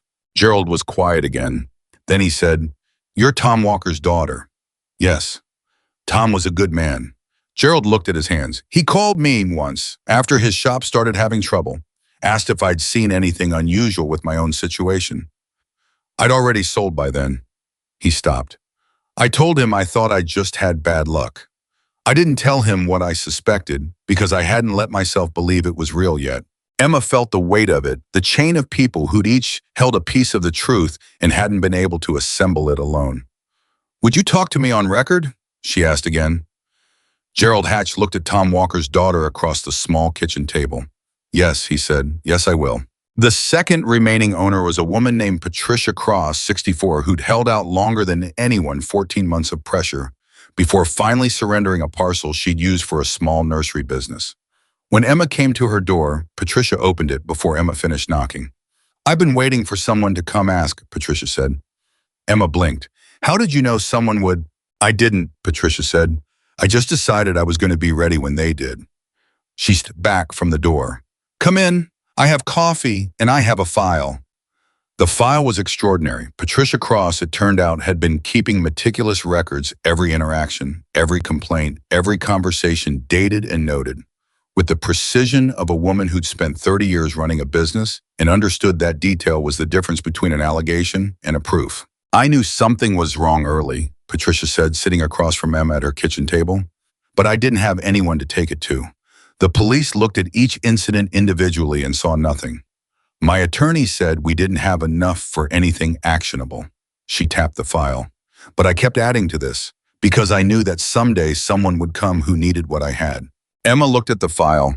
She felt something rise in her chest that she didn't immediately name and then recognized as hope, the particular complicated kind that arrives not from a situation improving, but from realizing that you are not as alone in it as you believed. Can I photograph this? Emma said. I'll give you a copy, Patricia said. I made copies. I've been making copies. Patricia Cross pushed the file across the table with both hands like an offering. Emma took it. She drove back to the garage that evening with Gerald's verbal agreement and Patricia's file and the accumulating weight of a case that was becoming piece by piece something that could not be quietly ignored. She was still 5 miles from the garage when her phone rang. It was Jack. There's a problem, he said. She could hear something in his voice that she hadn't heard before. Something controlled, but present, the particular tone of a man managing bad information. What happened? The inspector who's scheduled for your shop on Thursday. A pause. Pete found the connection. Emma's hands tightened on the wheel. Who is he? His name is Donald Marsh. He's a legitimate county fire inspector. Real credentials, real job. But 6 months ago, he refinanced his home. Jack's voice was very even. The refinancing was handled by a lending company that's 3 layers above Emma. It's the same structure. Northern Frontier, LLC. Emma breathed. He's in debt to them, she said. We don't know what they've told him, Jack said. We don't know if he knows exactly what he's involved in, but they have financial leverage on him, and your inspection is in 6 days and whatever they've prepared to find in your shop. They'll find it, Emma said, or he'll find it for them. Yes, Emma drove in silence for a moment. Jack, she said, can we get to Marsh first? A pause. What do you mean? Before the inspection, before anyone primes him for what to look for. She thought about what Patricia Cross had said. I just decided I was going to be ready. If he doesn't know the full picture, if he's just a man with debt who was put in a position, he didn't fully understand what happens if someone explains the full picture to him before Thursday. Jack was quiet. That's a risk, he said, if he's more involved than we think. If he's more involved than we think, we find out by going to him, Emma said, and we're no worse off than we are now. A longer pause. Then Jack said quietly, your father used to think the same way, straight at the problem. Emma didn't answer that right away. Set up a meeting, she said finally. You and me and Roy, somewhere neutral. See if Marsh will come. And if he won't, Emma pulled into her garage lot. She sat in the truck for a moment looking at the plywood over her window at the sign above the door. With the peeling paint and the rotting board, she still hadn't replaced. Then we walk into Thursday knowing exactly what's coming, she said, and we're ready for it. She got out of the truck. The cold hit her face immediately sharp and clean. She stood there for a moment in the dark in the lot where her father had parked his truck for 30 years, and she let herself feel the full shape of what she was standing inside the machinery of something large and patient and very well funded that had been running long before she understood it existed. Then she walked into the shop and turned on the lights. The engine of this wasn't broken. It was running exactly the way it had been built to run. The only way to stop it was to get inside it and change what was driving it. She knew how to do that. She picked up a wrench because there was still work to do, and because the work grounded her, and because her father had taught her that the most useful thing you can do in a hard situation is stay useful. And somewhere across 12 miles of Montana highway, Pete was at his laptop and Roy was building a case, and Gerald Hatch was sitting with his decision, and Patricia Cross was probably already making another copy of her file just in case, and Jack Sullivan was making a call. The machine that had been built against Emma Walker had been built with money and patience and the assumption that isolated people stay isolated. It had not been built to handle what was coming. Donald Marsh agreed to the meeting. That surprised Emma more than she expected it to. She'd prepared herself for a refusal, had mentally rehearsed what Thursday would look like without his cooperation, had run through the contingencies with Roy the night before on the phone. So when Jack called at 9 the following morning and said Marsh had agreed to sit down, Emma stood in the middle of the shop for a moment and did nothing, which was unusual for her. Where, she said. Diner on Route 12, tomorrow morning, 7 o'clock. A pause. He said he'd come alone. He sounded, Jack chose the word carefully, tired. Tired how? Tired like a man who's been waiting for someone to give him a way out. Emma thought about that for the rest of the day. She thought about it while she worked, turning it the way she'd turn an unfamiliar part, looking at the edges, testing the weight, trying to understand the function before she assumed the purpose. A man who'd been waiting for a way out was either exactly what he appeared to be, or he was a man who'd been told to appear that way. She brought Roy. Roy sat beside her at the booth and ordered black coffee and said nothing while they waited, which was one of the things Emma had come to appreciate about Roy in the short time she'd known him. He understood that silence before a difficult conversation was preparation, not vacancy. Marsh arrived at 6:58. He was younger than Emma had expected. Mid-40s, a county employee faced the particular combination of careful and tired that comes from years of doing a job that involves telling people things they don't want to hear. He sat across from them and didn't order anything and put both hands flat on the table in a way that was either openness or the physical management of nerves. You know why we asked to meet, Emma said. Not a question. Marsh looked at her. I know you know about the refinancing, he said, and I know what you think that means. What do we think it means? Roy said. Marsh looked at Roy. He'd clearly recognized a legal mind. Something in his posture shifted slightly.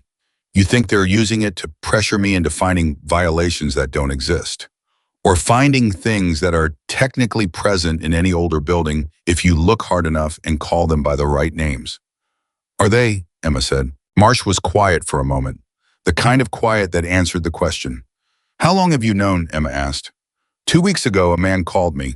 Didn't work for the lending company directly, said he was a consultant, which is how these things work. There's always a consultant. He gave me a list. Marsh stopped. A list of things to pay particular attention to during the inspection at your property. Emma kept her voice even. What kind of things? Wiring in the service bay, fuel storage compliance, ventilation specifications from a 1987 code update that most properties your age technically fall short of, but that nobody enforces unless someone pushes it. He paused. All legitimate categories, all things I could legitimately note in an inspection report, all things that individually would be fine. Together, they'd give enough ground to suspend your operating license pending remediation. Roy leaned forward slightly. How long would remediation take? Minimum 60 days, more likely 90. Emma felt the structure of it click together. 90 days. Against a 60-day foreclosure window. The timing wasn't coincidental. The bank pressure and the inspection pressure and the financial pressure were all pointed at the same moment, a convergence designed to make the sale to Ridgeline feel like the only door left open. Did you agree to do it? Emma asked. Marsh looked at her directly. I haven't done the inspection yet. That's not what I asked. A long pause. I told him I understood the areas he wanted prioritized. He closed his eyes briefly. I have a daughter in her first year of college. My wife has been out of work for 8 months. The refinancing was the only way we could keep the house. He opened his eyes. I'm not telling you this so you feel sorry for me. I'm telling you so you understand that I'm not a bad person who makes bad choices easily. I'm a person who got maneuvered into a corner. I understand corners, Emma said quietly. The table was quiet. Then Roy said in the measured way of a man presenting an argument to a jury, Mr. Marsh, what you've just described, the call from the consultant, the list, the specific targeting of a property owner, under financial pressure constitutes at minimum attempted interference with a public official's duties. Depending on how the state prosecutor chooses to frame it, possibly more. You are currently a witness to a pattern of conduct that has affected at least 7 properties in this county and possibly more. Marsh stared at him. I haven't done anything yet. No, Roy said. And that's the point at which you have a choice. Not the choice they gave you, a real one. Emma watched Marsh's face. She'd learned to read faces in the shop, the customer who said the bike was fine, and whose eyes said it wasn't, the one who knew what the problem was and didn't want to pay for the fix, the one who was genuinely frightened by what they'd just been told. Marsh's face was doing something she recognized. It was the face of a person trying to find the way forward that let them live with themselves. If I cooperate, Marsh said carefully, what does that look like? Roy and Emma exchanged a brief look. It looks like you conduct the inspection accurately and professionally, Roy said. You report what you actually find. If there are legitimate issues, note them. If there aren't, note their absence. A pause. And then you give us a written account of the call you received. The consultant's name, the number he called, from the exact contents of the list. Marsh thought about this. They'll know I didn't do what they asked. Yes, Emma said. And then what happens to my family? Emma met his eyes. Then you're on the right side of something that's going to become public. And the people who put you in this corner are going to have much bigger problems than worrying about one county inspector who didn't follow instructions. Another long pause. How confident are you, Marsh said. Emma looked at him steadily. Confident enough to still be in my shop instead of taking their money. Marsh stared at the table for a moment. Then he reached into his jacket and pulled out a folded piece of paper. He set it on the table. The list, he said, and the number he called from. Emma put her hand on the paper. Thank you, she said. Marsh stood up. He looked older than when he'd walked in and paradoxically less tired. I'll conduct the inspection on Thursday as scheduled, he said. You'll have my honest report by Friday morning. He paused. For whatever it's worth, I'm sorry I almost didn't make the right choice. You made it, Emma said. That's the part that counts. He left. Emma unfolded the paper. She looked at the list of inspection targets and then at the phone number at the bottom, written in careful accountant, neat handwriting. Roy was already reaching for his phone. I know a journalist at the state paper, he said. Former client. She's been looking at land acquisition patterns in 4 Montana counties for 8 months. He looked at Emma. She's been missing the connective thread. She's not missing it anymore, Emma said. She took a photo of the paper, sent it to Pete, and called Jack. We have the list and the contact number, she said. Roy's calling a journalist. Pete's tracing the consultant. We need to move fast. If they find out Marsh talked to us, they'll know their inspection play is blown and they'll pivot. To what? Jack said. I don't know, Emma said. That's what worries me. She found out 2 days later when she arrived at the shop at 5:30 in the morning and found Roy's car already in the lot, which it had no business being, and Jack's panhead beside it. They were standing inside the shop. Both of them. Jack's face was arranged in the specific, careful way that Emma had learned meant bad news being managed rather than concealed. Tell me, Emma said. Roy set a document on her workbench. Filed yesterday afternoon with the county recorder's office. A lien on this property. Filed by Northern Frontier, LLC. Emma stared at the document. On what grounds? They're claiming a pre-existing debt instrument. A loan agreement between Northern Frontier and your father allegedly signed 14 months before he died. Roy's voice was precise and deliberate. It's almost certainly fraudulent, but it's filed, and until it's challenged and dismissed, it creates a legal encumbrance on the title that makes the property impossible to refinance, impossible to sell, and gives them additional legal standing to accelerate the foreclosure, Emma said flatly. Yes. She picked up the document. She read it. Her father's signature was at the bottom, or a version of it. She'd grown up watching her father sign things. She'd seen his signature on shop paperwork and tax documents, and the card he'd given her on her 16th birthday that she still had in a box in the apartment above the garage. The signature on this document was close, very close, but it wasn't right. It's wrong, she said. Both men looked at her. The loop on the W, my father closed it. She put the document down. This one's open. She looked up. This is a forgery. Roy took the document back and looked at it. Can you prove that? I have his actual signatures on file in the shop records going back 15 years. She was already moving toward the filing cabinet. Every major service order, every vendor contract, every renewal, 15 years of actual signatures. She pulled the drawer open. A handwriting analysis comparing this signature to 15 years of authentic documents is not a close call.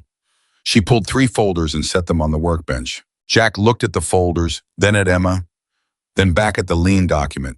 They got sloppy, he said. They got overconfident, Emma said. There's a difference. She called Pete at 6 in the morning. Pete answered on the second ring, which told her he hadn't slept. I need a handwriting analyst, she said. Someone whose credentials will hold up. I know someone in Missoula, Pete said. She's testified in 3 federal cases. Give me 2 hours. Emma looked at the shop around her, at the filing cabinet full of her father's handwriting, at the workbench where Thomas Walker had leaned over engines for 30 years, writing in his careful, distinctive hand on service forms and invoices and contracts, leaving behind without knowing it 15 years of evidence that his signature had been stolen. Pete, she said, the consultant number from Marsh's note. What did you find? Registered to a burner, which I expected. But the burner was activated at a cell tower in Billings, and the tower log puts it in a 3-block radius that includes the office address for Northern Frontier, LLC's registered agent. He paused. It's not courtroom proof, but it's connective tissue. How much connective tissue do we have now? Enough, Pete said, that I stopped sleeping 2 days ago because I can see how it fits together, and I want to make sure nobody moves anything before we have it locked down. Emma sat down on her stool. Pete, who's at the bottom? Who's actually writing the checks? A pause, longer than his usual pauses. I've been careful about this, Pete said slowly, because I wanted to be right before I said it. Another pause. There's a man named Gerald Stokes. He's not a public name. He runs a private investment group called Cascade Meridian Partners, which is the entity above Northern Frontier. He's been involved in infrastructure-adjacent land acquisition in the Northwest for about 15 years. He's never been in a newspaper. He's been very deliberate about that. Who is he? Emma said. That's the interesting part, Pete said. 20 years ago, before he was Gerald Stokes, the investment manager, he was Jerry Stokes, who ran a construction company in Great Falls that went bankrupt. One of his investors in that company. Pete stopped. Emma felt something cold that had nothing to do with the November air. Pete, she said, say it. One of his investors was a man named Thomas Walker, Pete said. Your father lost money in that bankruptcy, $14,000 according to the public filings. Pete's voice was careful. It was never paid back. The shop was absolutely silent. Emma sat very still. They weren't just watching the corridor, she said. Stokes knew my father. My father had a claim against him. A small one, probably not something your father pursued aggressively, but yes, there's a prior connection.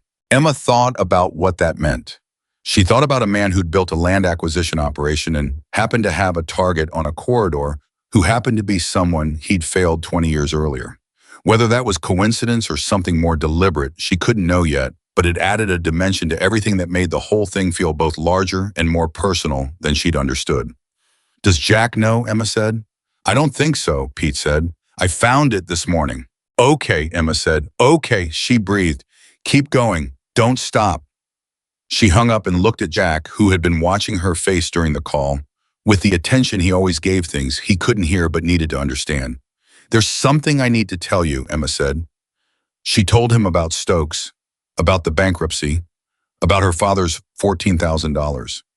She watched Jack's face as she spoke and saw something happen in it, a reorganization like a map being redrawn. I didn't know that, Jack said. I know, Emma said. She looked at him carefully. But Jack, is there anything else you haven't told me about your history with Stokes? About your former partner? She paused. About any of it? The question landed between them with its full weight. Jack looked at her for a long moment. Then he sat down on the workbench and was quiet in the way of a man who is deciding not whether to speak, but how.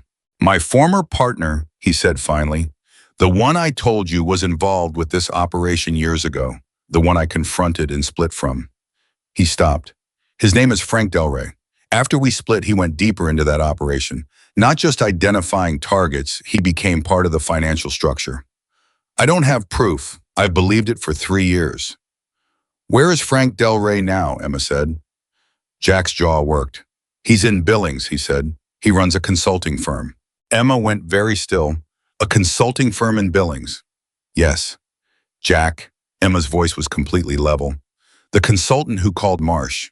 The burner phone activated in Billings, 3 blocks from Northern Frontier's registered agent. She saw the moment Jack understood. It was visible, a flash of something that moved across his face and then was controlled, pulled back, put somewhere internal where he could manage it. Frank Del Rey, Emma said. Your former partner is the consultant. I don't know that, Jack said. But his voice told her he already believed it. We're going to find out, Emma said. Pete will find out. She looked at Jack directly. And when he does, I need to know if there's anything that connection brings with it that I don't know about yet. I'm not asking to hurt you. I'm asking because I need the whole picture. Jack looked at her. He looked like a man standing at the edge of something he'd been standing at the edge of for a long time. There is one more thing, he said. Emma waited. When Frank and I split, I had something of his, documentation, financial records I'd gathered when I was trying to build enough proof to confront him. I kept them because I didn't know what to do with them, and then time passed, and I told myself they were outdated. He paused. I don't think they're outdated. Emma looked at him. You've had evidence of his involvement for 3 years. I had documents that I couldn't prove were connected to anything illegal at the time I got them. And then I didn't look at them again because he stopped. Because looking at them meant deciding what to do with them, and deciding what to do with them meant doing something, and doing something with Frank's name on it. He stopped again. Was harder than not doing something, Emma said. Yes, Jack said. I'm not proud of it. Emma looked at him for a long moment. She thought about her father sitting somewhere in this shop calling Jack, being told to sit tight. She thought about how easy it would be to be angry about it, the 3 years, the documents, the woman with the horse ranch. She also thought about what it actually meant to carry guilt for 3 years over a choice that couldn't be undone. She'd been carrying her own version of that, different shape, same weight. She knew what it did to a person. Go get the documents, Emma said. Jack looked up. Right now, Emma said, because Marcia does the inspection tomorrow, and Roy's journalist wants to meet Friday, and Pete needs everything we have, and we are not going to lose this because you held something back out of guilt for 1 more day. Her voice was firm, but not cold. It's not too late. But it has to be now. Jack stood up. He left without another word. He came back 2 hours later with a sealed envelope that he set on her workbench without ceremony. Emma called Roy, who drove out immediately, and Pete, who was there within the hour. Roy opened the envelope and looked at the documents inside with the focused quiet of a man reading something carefully for multiple purposes at once. He read for a long time. The shop was silent around him. Emma worked on the Sportster that had been waiting since all of this started because the bike didn't care about Ridgeline Properties and the work kept her steady. Finally, Roy set the documents down. These are wire transfer records, he said, between Frank Del Rey's former consulting company and a series of accounts. And there's a property acquisition schedule hand-annotated, which means someone's handwriting is on it. He looked up. Jack, is this Del Rey's handwriting? Yes, Jack said. And these dates, 21, 22, correspond exactly to the acquisition timeline we've built for the first 3 properties on Pete's list. Roy's voice was very controlled. This is not circumstantial. This is direct documentary evidence of coordination. The room went completely quiet. Pete leaned over Roy's shoulder and looked at the documents. He made a sound that was not quite a word. How did you get these? Roy asked Jack. Frank kept physical files. Old habit from before, everything moved digital. When we split, there was a day he wasn't at the office and Jack paused. I made copies of things I thought I might need. 3 years ago, Roy said. 3 years ago. Roy looked at him steadily. Jack, I need to ask you directly, is there anything in these documents that creates legal exposure for you personally? Jack held his gaze. No, I was never part of the acquisition operation. Frank and I were in legitimate motorcycle-related business together. When I found out what he was doing on the side, I left. You're certain? I'm certain. Roy nodded once. He picked up his phone. I'm calling my journalist contact right now. And then I'm calling a friend at the State Attorney General's office who I went to law school with 30 years ago. He stood up. This is no longer a property dispute. This is a coordinated fraud operation with documentary evidence of a conspiracy to defraud multiple property owners across 4 counties. That is a different category of legal problem for Gerald Stokes. Emma set down her wrench. Do it, she said. Thursday's inspection lasted 1 hour and 40 minutes. Donald Marsh arrived exactly on time. He moved through the shop with professional thoroughness, checking every category on his standard form, not just the ones on the list he'd been given. He asked Emma questions, and she answered them directly. He noted 3 items that required minor remediation, a fire extinguisher that needed its annual service tag updated, a labeled storage requirement for 1 solvent cabinet, and an outdated emergency contact posting. All of them legitimate, all of them easily corrected. He found nothing that came close to grounds for suspension. When he was done, he signed the preliminary report and handed Emma a copy. You'll have the official report tomorrow morning, he said. Thank you, Emma said. Marsh looked at her for a moment at the shop door. The consultant called again this morning, he said. Wanted to know if I was ready for the inspection. What did you tell him? I told him I was going to do my job, Marsh said. He didn't like that. No, Emma said. I don't imagine he did. Marsh left. Emma stood in the middle of the shop and breathed. Roy called at 2 o'clock. The journalist has the documents. She's been sitting on a story about land acquisition patterns for 8 months, and this is the center of it. She's moving fast. Her editor has cleared space. A pause. And my contact at the AG's office is very interested in what I sent him. How interested? Emma said. Interested enough that he wants to talk to Pete and me tomorrow. Roy's voice was controlled, but she could hear something underneath it, the professional satisfaction of a man who had spent 30 years building cases and knew when one was built correctly. Emma, this is moving. How long before it becomes public? The journalist is targeting next week. The AG's office moves slower, but an inquiry doesn't have to be concluded to affect how Ridgeline can operate. The announcement of an inquiry is enough to stop the acquisition, Emma said. To stop it in this county, Roy said, and likely trigger reviews in the others. Emma sat down on her stool. She thought about Gerald Hatch in his too small house and Patricia Cross with her meticulous file. She thought about the 7 names on Pete's list. She thought about a 62-year-old woman who'd lost a horse ranch while Jack stood on the outside of the circle and told himself he'd handle it later. She thought about her father's careful closed-loop W. Roy, she said, the fraudulent lien on my property. How fast can we challenge it? I'm filing the challenge tomorrow morning, Roy said.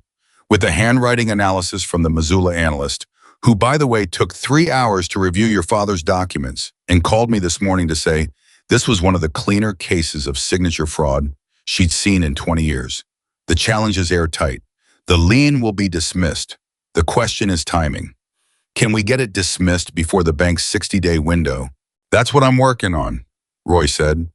Yes, I believe so. Emma exhaled. Then she called Jack. It's moving, and she said, I know, Roy called. A pause. Emma, how are you? Oh, oui. The question caught her off guard. Not because it was wrong, but because it was right, the right question at the right moment, which was sometimes more disorienting than the wrong question. I'm okay, she said. And then because it was true, and because she'd learned from watching these men that honesty about the hard things was not weakness. I'm scared, not that we're going to lose, scared about what comes after. Whether the people who need this to be over actually get to be over it. Gerald Hatch, Jack said. Patricia Cross. And the 5 we haven't found yet, Emma said. We'll find them, Jack said, and we'll figure out what after looks like, one thing at a time. Emma looked around the shop, at the tools on the wall in the order her father had hung them, at the service records in the filing cabinet, at the plywood over the window that she was going to replace with actual glass the moment the insurance check cleared. Jack, she said, why did you come that night to the gas station? You were alone. You knew the area. You knew who might be watching you. Why were you there alone? A pause. Honestly, Jack said, always. I was going to drive past your shop, he said. I'd been thinking about your father for weeks, about the call I didn't follow up on, about the woman with the ranch. I was driving and telling myself I was just going to drive past, see that it was still there. And then the gas station was there and I pulled in. A long pause. And then those men were there. And then I was there, Emma said. And then you were there, Jack said, with a chain. Emma almost smiled. Almost. You didn't call for help. No, you weren't going to. No, Jack said, I was going to manage it the way I manage things. The way that means nobody else has to get involved. That's not managing, Emma said. That's just being alone in a different way. Jack was quiet for a moment. I know that now, he said. Emma looked at the shop door, the one her father had walked through every morning for 30 years, the one she walked through now, the one that was going to stay standing. Come by tomorrow, she said. I have Cliff's friend's bike coming in a 72 shovelhead that nobody's touched in 20 years. I could use a second opinion on the engine. I'll be there at 8, Jack said. Bad coffee, Emma warned him. I know, Jack said, and she could hear the smile in it. She hung up. Outside, the wind moved through the lot, and somewhere down the highway a truck passed in the November dark pressed against the garage windows.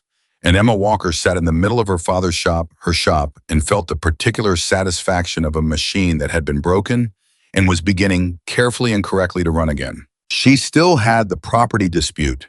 She still had the bank's clock. She still had Gerald Stokes and Frank Delray and the layers of legal and financial machinery that had been built to take everything her father worked for. But now she had something else. She had the shape of it. And she had people who knew what they were doing and were doing it. And she had Jack Sullivan coming at 8 in the morning. And she had a 72 shovelhead to look forward to. She picked up the wrench. There was still work to do. The shovelhead arrived on a flatbed at 7:55 Friday morning, and Jack Sullivan pulled into the lot at 8 o'clock exactly, which told Emma something about the kind of man he was that she already knew but appreciated being confirmed. They stood side by side and looked at the bike on the trailer. A 1972 FLH original paint somewhere under 20 years of grime and neglect, engine untouched so long that the cylinders had seized and the primary cover had a crack someone had attempted to fix with epoxy and optimism and accomplished nothing with either. Beautiful, Jack said quietly. It's a disaster, Emma said. Same thing sometimes. She looked at him sideways. He was looking at the motorcycle with the expression she'd come to recognize in the past 2 weeks. The one that was about more than the object in front of him, that reached back into something personal and held it without displaying it. You ready for today? She said. Jack looked away from the shovelhead. Roy's meeting at the AG's office is at 10. Pete's delivering the document package at the same time. The journalist publishes at noon. He paused. Yes, I'm ready. You don't sound ready. I sound like someone who knows that doing the right thing doesn't guarantee the right outcome, he said, There's a difference. Emma looked at him. When has that ever stopped you from doing it anyway? Jack considered this seriously. Twice, he said, and both times cost someone something they couldn't get back. They didn't talk about Frank Del Rey. They didn't need to. The name sat between them with its weight, and they let it sit there, and they unloaded the shovel head from the trailer and wheeled it into the bay, and they started working. Roy called at 10:43. Emma had her hands inside the shovel head's engine and answered the phone on speaker. Talk, she said. The assistant aide assigned to property fraud has the full package, Roy said. His voice had a quality she hadn't heard in it before, something contained and careful that was the professional expression of something much less contained. He spent 40 minutes with it before I'd finished the coffee in his waiting room. He came out and said, and I'm quoting directly, "This is the most clearly documented pattern of coordinated property fraud I've seen submitted to this office in 22 years." Emma went still. Jack looked up from the other side of the engine. What happens now, Emma said. A formal inquiry is opened. That becomes public record today. A pause. Emma, the moment that inquiry is public, Ridgeline's ability to execute any property transaction in this state is effectively suspended pending review. Their financing relationships will freeze. Their legal standing in any ongoing acquisition is compromised. The lien on my property, Emma said. The fraudulent line, combined with the inquiry announcement, gives me everything I need to file an emergency motion for dismissal this afternoon. Judge Hartley owes me nothing personally, but he's handled 4 property fraud cases in this county, and he knows what a forged instrument looks like. Roy paused. I expect the lien to be dismissed by end of business Monday. Emma set down the tool she was holding. She sat on the edge of the bay. Jack watched her face. And the bank's 60-day window, she said. The inquiry and the fraudulent lien filing create grounds for a hardship extension, Roy said. I've already drafted the letter to Mountain West Financial. I'm sending it in the next hour with copies of the AG filing attached. His voice was steady and professional, and underneath it was the unmistakable sound of a man who had spent 30 years building cases and was watching one land. Emma, you're not losing the shop. She didn't say anything for a moment. She sat on the edge of the bay in her father's shop with the November light coming through the windows and a seized shovelhead engine 2 feet away and the phone in her oil-stained hand, and she said nothing because there are moments where speaking immediately would be the wrong use of them. Thank you, Roy, she said finally. Thank Pete, Roy said. Thank Jack. Thank Patricia Cross and Gerald Hatch for having the courage to go on record. A pause. And thank the 25-year-old woman who decided not to walk past a gas station parking lot 3 weeks ago. He hung up. Jack was still looking at her from across the engine. Good news, Emma said. I heard, he said. They went back to work. At noon, Emma's phone started ringing with numbers she didn't recognize, which meant the story had published. She let them go to voicemail. At 12:30, a number she did recognize came through Cliff. I just read the article, Cliff, he said without preamble the moment she answered. The online version. Emma, it's everything. It's all of it. The companies, the properties, the forged documents, the inspector. A pause. It names Stokes. I know, Emma said. We gave the journalist everything. It names 6 other families, Cliff said. People I know. Gerald Hatch. I've known Gerald for 20 years. I didn't know this happened to him. His voice had something rough in it, the sound of a man recalibrating his understanding of something he thought he knew. Emma, what can I do? Tell people the shop is open, Emma said. That's enough. That's not enough, Cliff said immediately. What do you actually need? Emma paused. She looked around the shop at the shovelhead, at the filing cabinet, at the plywood over the window that insurance was going to cover, but that still needed replacing, at the sign above the door with its peeling paint and rotting board. I need a carpenter, she said. The wood above the door needs replacing. I've been putting it off. Cliff made a sound that was almost a laugh. I know a carpenter. I'll call him today. A pause. Emma, your father he'd be very, Cliff stopped. He'd be proud, is what I'm trying to say. Emma swallowed once. I know, she said quietly. Thank you, Cliff. She hung up and stood for a moment facing the wall with the tools arranged the way her father had arranged them, and she let herself have 15 seconds of something. She didn't entirely have a name for grief and relief, and something that was adjacent to joy, but more complicated, the feeling of a weight that doesn't disappear, but shifts into a shape you can carry differently. Then she turned around and went back to the shovelhead. At 2 in the afternoon, Pete arrived. Not called arrived in person, which Emma had come to understand meant he had something he needed to say face to face. He stood in the bay and looked at the three of them. Emma, Jack, and Darnell, who had appeared at 10 without announcement and had been handing tools with uncanny timing ever since. And he said Frank Del Rey turned himself in this morning. The shop went completely quiet. Before the article published, Jack said. 1 hour before, Pete said. He walked into the Billings field office of the FBI and asked to speak to someone about a coordinated property fraud operation. Pete looked at Jack carefully. He cited the documentation you kept, Jack, by name. He said he understood there were records of his involvement and he wanted to get ahead of it. Jack sat very still on his stool. He knew, Jack said, not a question. He knew you still had the copies, Pete said. He'd known for 3 years. He was calculating whether you'd use them. A pause. When the AG filing became public this morning, he stopped calculating.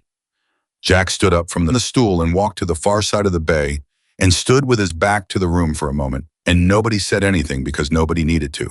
Emma looked at Pete. Pete looked back at her with the expression of a man who understood exactly what was happening in Jack Sullivan's chest right now and was giving it the space it required. After a moment, Jack turned back around. His face was composed, but his eyes had something in them that hadn't been there before a release, Emma thought. The particular quality of something long held being set down. He turned himself in, Jack said. Yes, Pete said. That's Jack stopped. He started again. That's something. It is, Pete said simply. Emma looked at Jack across the shop. Does it help? She said. Him turning himself in. Does it help with the things you've been carrying? Jack looked at her for a long moment. It doesn't undo anything, he said, but it means something, yeah. He paused. It means he hadn't entirely disappeared into it. Emma nodded. Then she picked up a tool and looked at Darnell. Hand me the other one, she said. And Darnell handed her exactly the right tool without looking up. And the shop filled with the sounds of work again, which was the right thing for it to be filled with.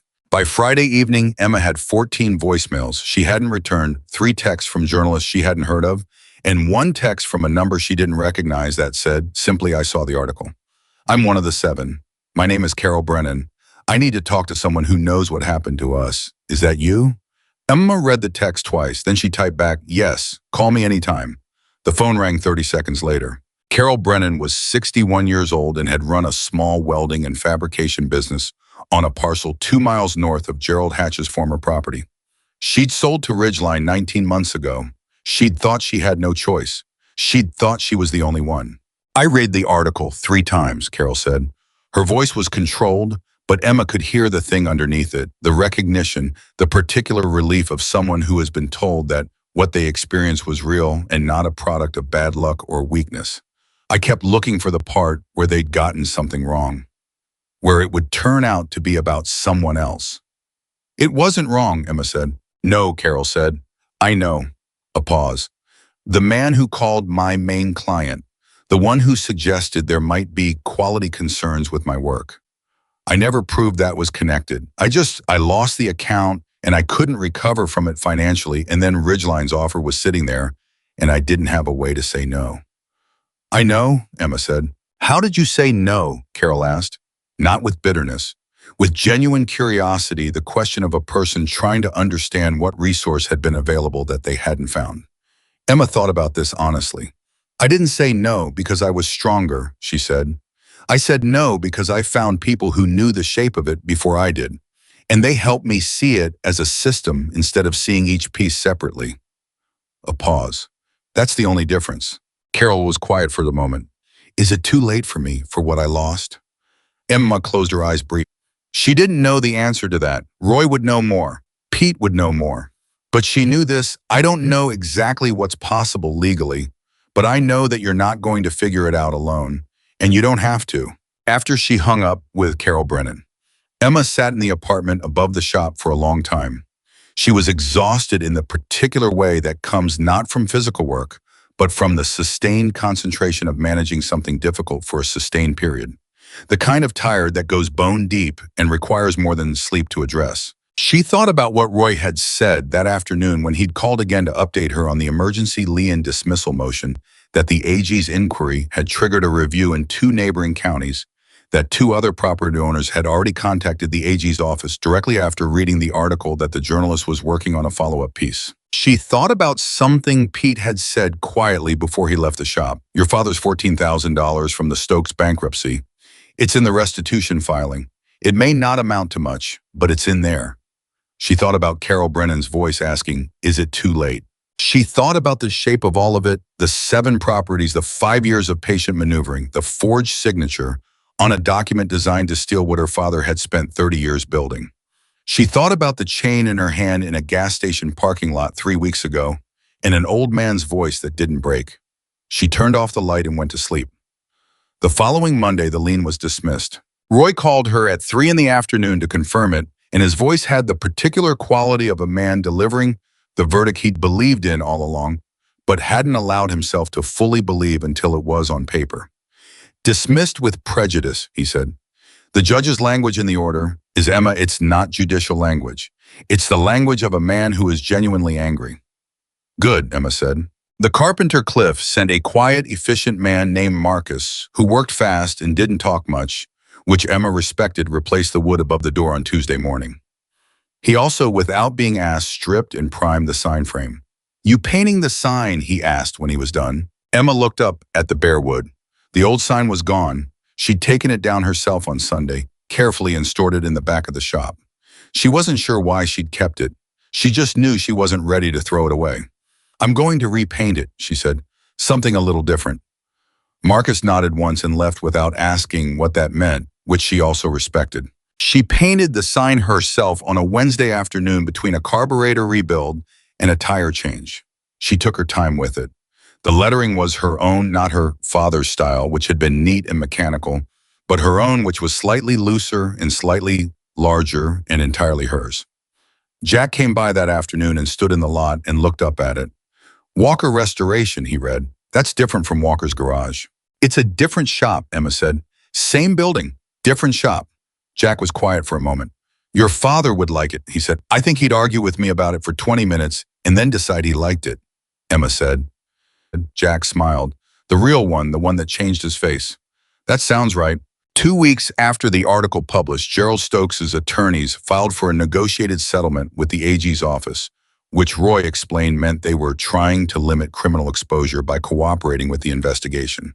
Pete said it meant the structure above Northern Frontier was also starting to crack, that people who had been insulated from direct culpability were now worried about the insulation holding.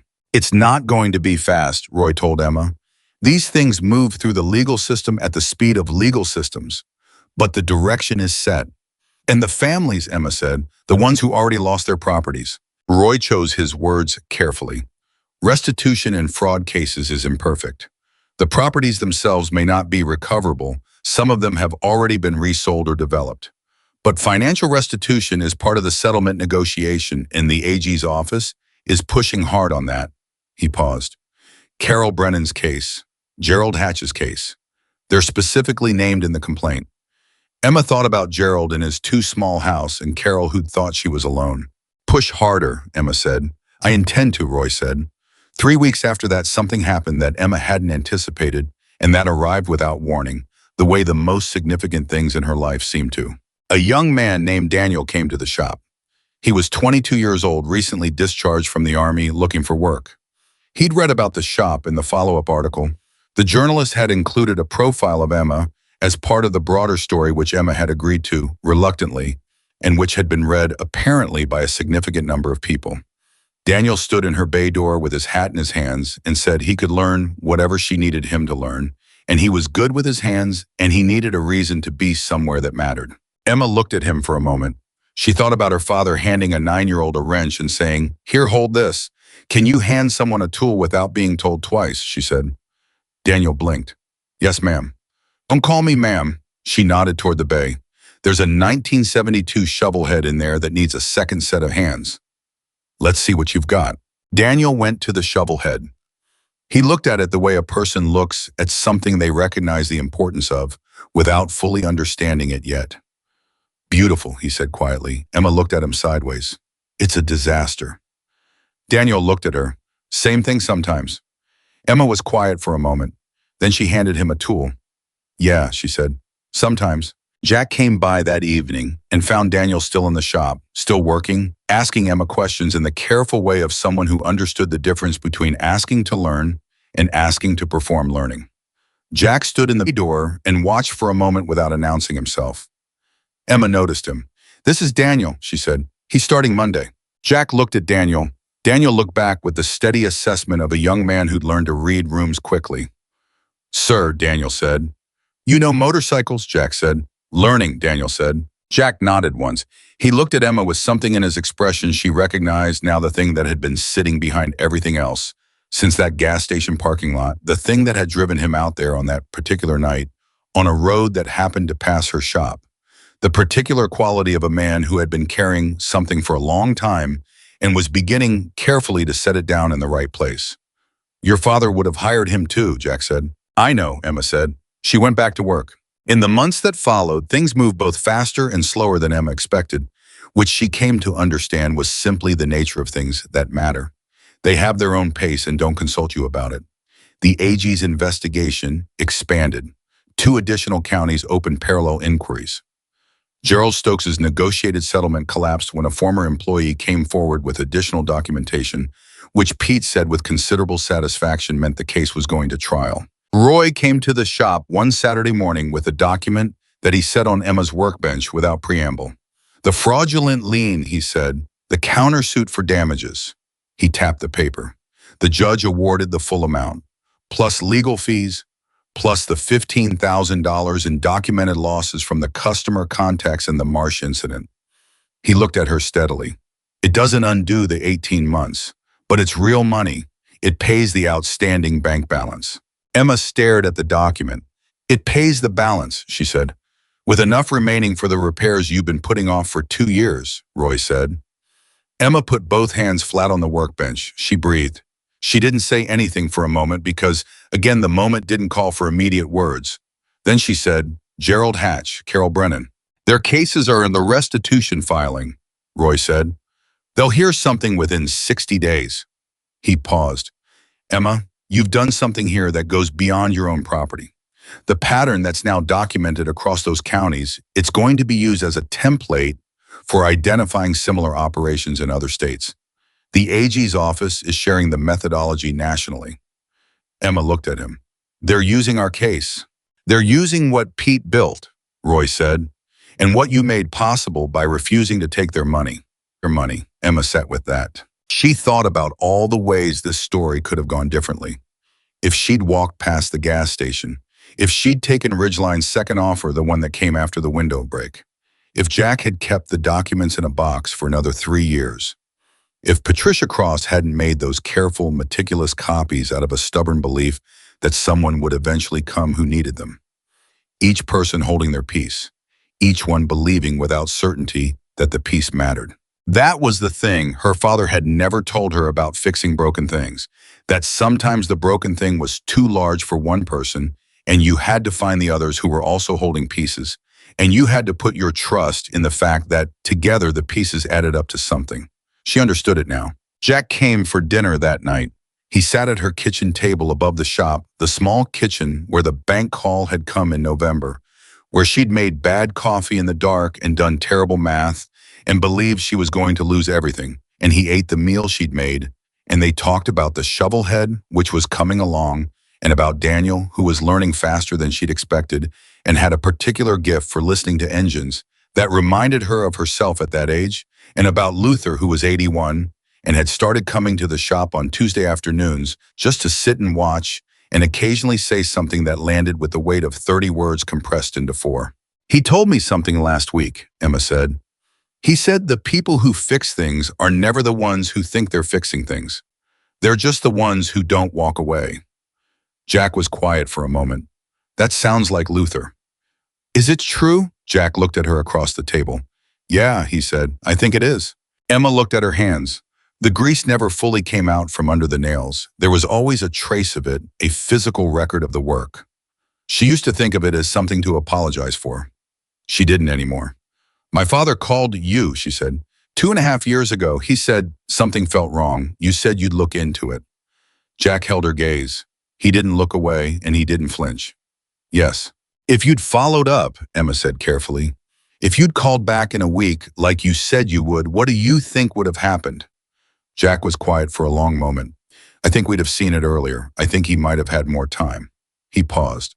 I don't know if it would have changed his diagnosis, but I think he'd have known someone was in his corner earlier. Emma nodded slowly. He always thought he was alone in things, she said. He never wanted to impose. I know. That's the thing they count on, Emma said. The people who build these operations. They count on good people not wanting to impose on each other, not wanting to be a bother, solving things alone until the alone becomes impossible. Yes, Jack said. Emma looked at him. You were the same way, she said, with the documents, with Frank, with everything you carried alone. Yes, Jack said again. You're not anymore, Emma said. It was not a question. It was an observation stated as fact the way she stated mechanical observations. Not to make Jack feel a certain way about it, but because it was true and because true things were worth saying plainly. Jack looked at her for a moment with the dark, steady eyes that had looked at her from the asphalt of a gas station parking lot and hadn't broken. No, he said, I'm not. Emma picked up her coffee cup. Good, she said. Outside, the November dark had given way to something that was almost December, and the cold was the particular cold of a Montana night that goes all the way to the ground, and somewhere down the highway, a motorcycle passed.